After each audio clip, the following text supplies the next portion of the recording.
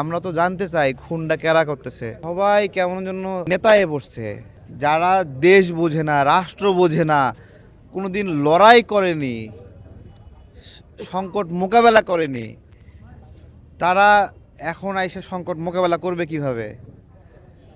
এমনি এত সোজা তাহলে তো হইতোই। একজন খুনিকে ধরা হলো, সে হেফাজতে মারা গেল, জিজ্ঞাসাবাদ, তাই না? তো হেফাজতে মারা গেল, যাদের হেফাজতে মারা গেল তারা তো কেউ আইনের আওতায় আসলো না। কেন মারা গেল? আমরা তো জানতে চাই খুনটা কারা করতেছে। এই যে কিবরিয়া ভাই, তারপরে মুসাব্বির ভাই, ওনারা একই ব্যাচের সম্ভবত, আমরা একসাথে একসাথে এক ব্যাচের এই যে ভাইরা আছেন। তো এটাই আর কি, রাজনীতি রাজনীতি যে আমরা করতে আসছি, রাজনীতি জায়গা থেকে রাজনীতি করছি।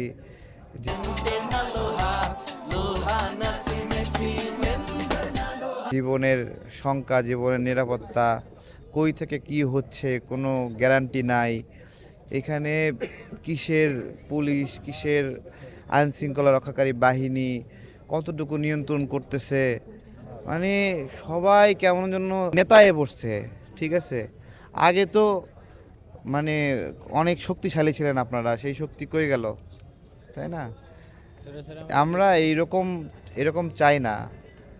আসলে গণ অভ্যুত্থানের পরে আমাদের দোষ, আমরা হেলাই ফেলাই কিছু এনজিও সমিতির দেশে দায়িত্ব দিছি, এটা আমাদের দোষ, আমরা পাপ করছি। এই একটা অবস্থা এদেরকে বিশ্বাস করে, যারা দেশ বোঝে না, রাষ্ট্র বোঝে না, কোনোদিন লড়াই করেনি, সংকট মোকাবেলা করেনি, তারা এখন আইসে সংকট মোকাবেলা করবে কিভাবে?